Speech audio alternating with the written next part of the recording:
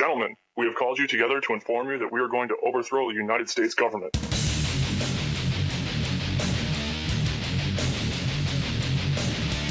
you still think that jet fuel brought down the World Trade Center? Does anybody else see a problem here? If the government has nothing to hide, why are they so afraid to answer a few questions? This story does not add up. Listen to me. Listen to your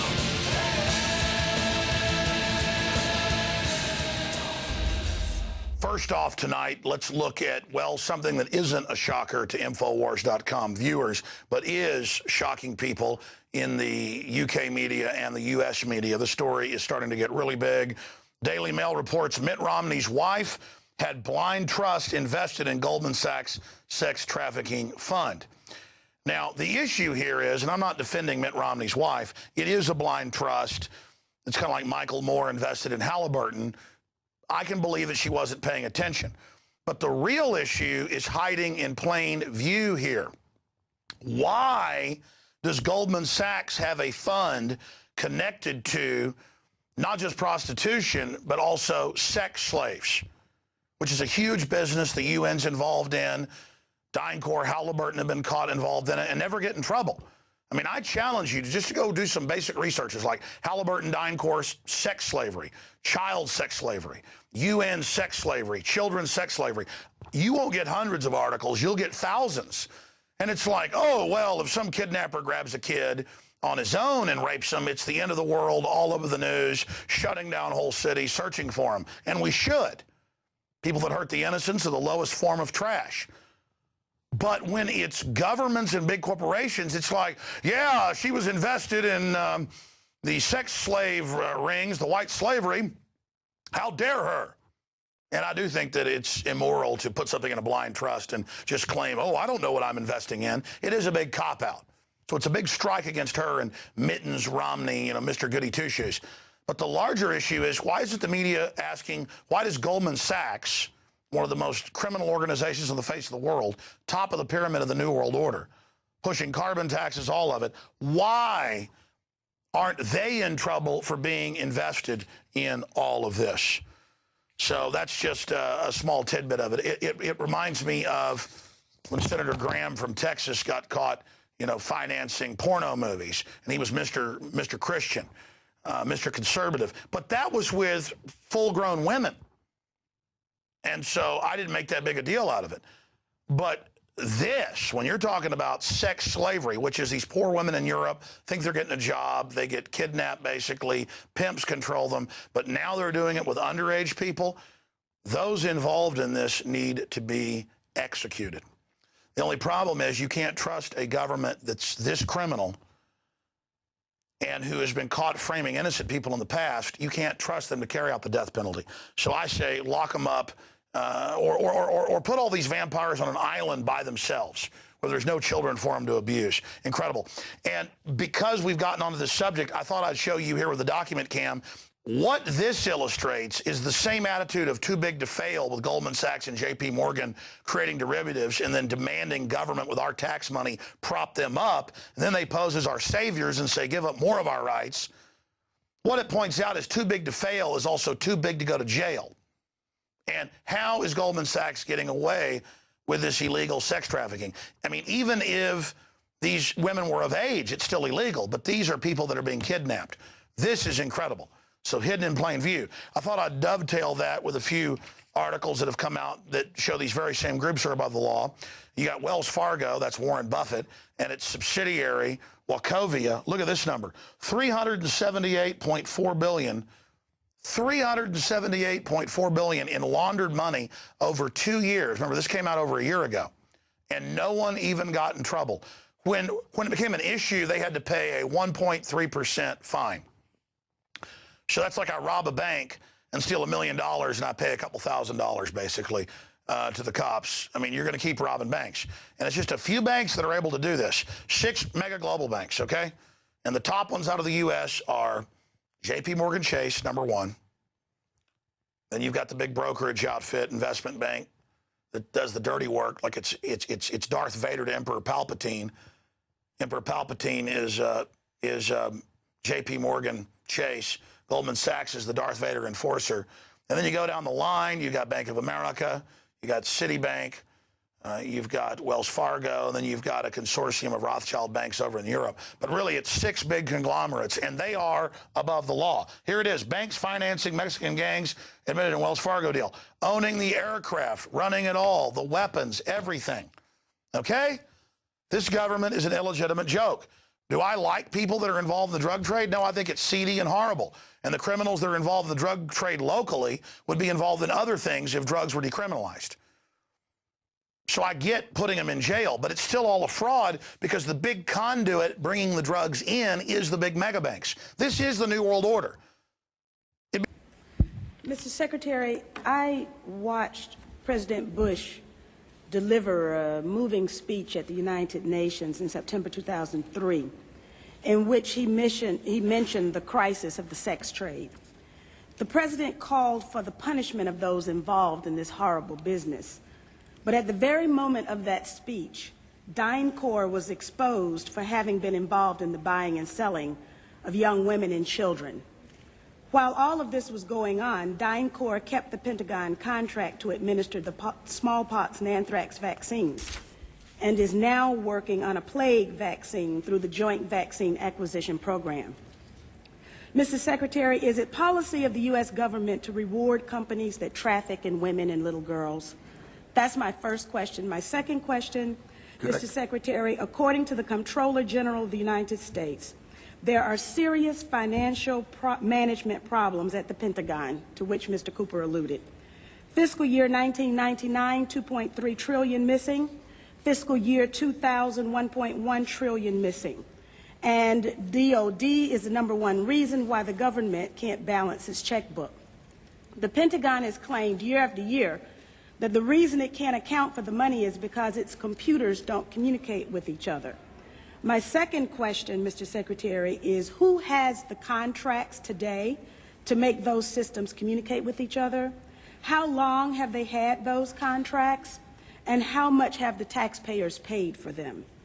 Finally, Mr. Secretary, after the last hearing, I thought that my office was promised a written response to my question regarding the 4 war games on September 11th. I have not yet received that response, but would like for you to respond to the questions that I've put to you today, and then I do expect the written response to my previous question, hopefully by the end of the week. Thank you, Representative. First, the answer to your first question is no. Absolutely not. The policy of the United States government is clear, unambiguous, and opposed to the activities that you described. The second question. Well, how do you explain the fact that DynCorp and its successor companies have received and continue to receive government contracts? I would have to go and find the facts, but there are laws and rules and regulations with respect to government contracts, and there are times that corporations do things they should not do, in which case they tend to be suspended for some period.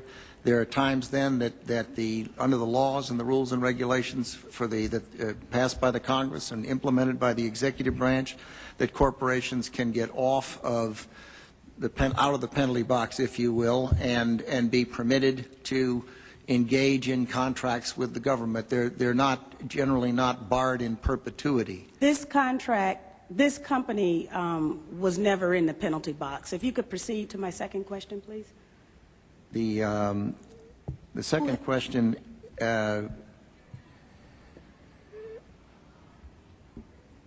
I've forgotten what the second question was. I think Ms. Jonas knows it. Okay.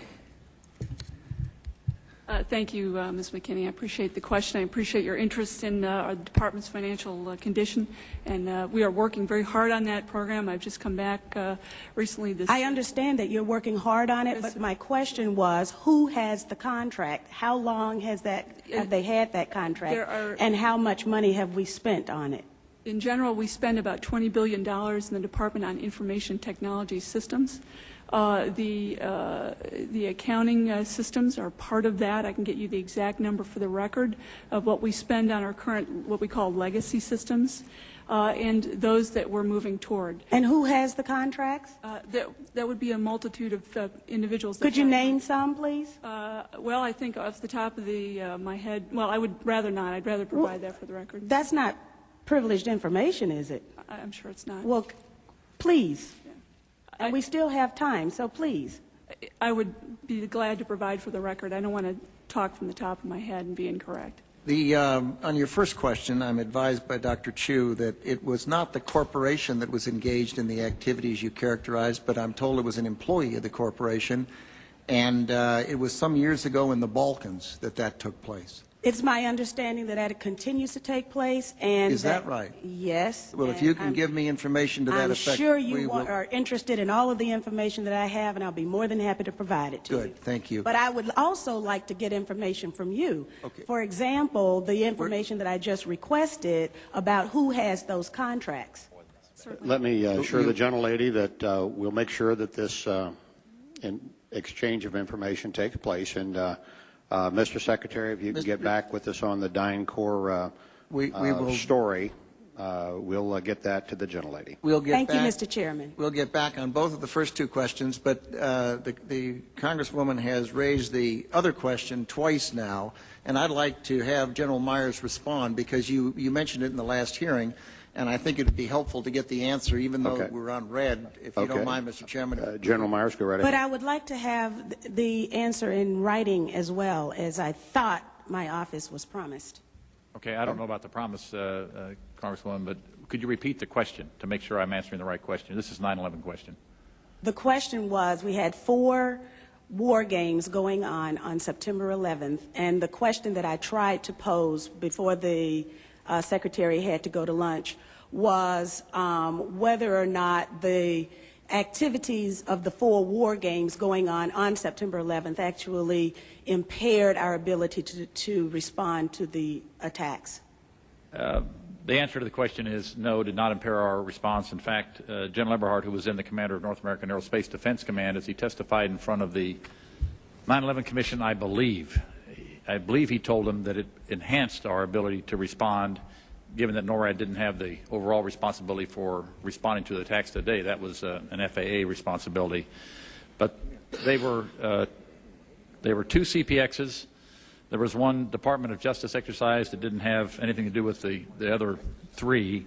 And there was an actual operation ongoing because there was some Russian bomber activity up near Alaska. So let me ask you this then. Who was in charge of managing those war games? And General, why don't you give the best answer you can here in a short period of time, and we'll. The gentlelady wants to get a written answer anyway, and then we can move on to other folks. The important thing to realize is North American Aerospace Defense Command was responsible. These are command post exercises. What that means is all the battle positions that are normally not filled are indeed filled. So it was an easy transition from an exercise into a real-world situation. It actually enhanced the response. Otherwise, it would take somewhere between 30 minutes and a couple of hours to fill those positions, those battle spaces, with the right staff officers. What that means to a real-world situation actually enhanced the response. Mr. Chairman, begging your indulgence, was September 11th declared a National Security Special Event Day? What that means. I'd have to look back. I do not know. You mean after the fact or before the? No, because of the activities going on that had been scheduled at the United Nations that day.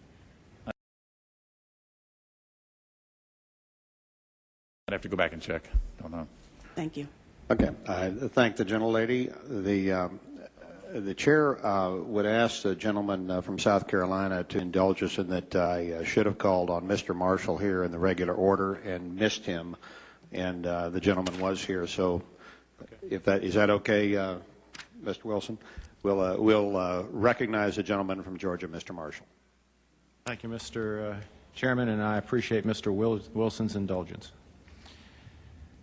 Well, you're going to owe him. Probably not very much.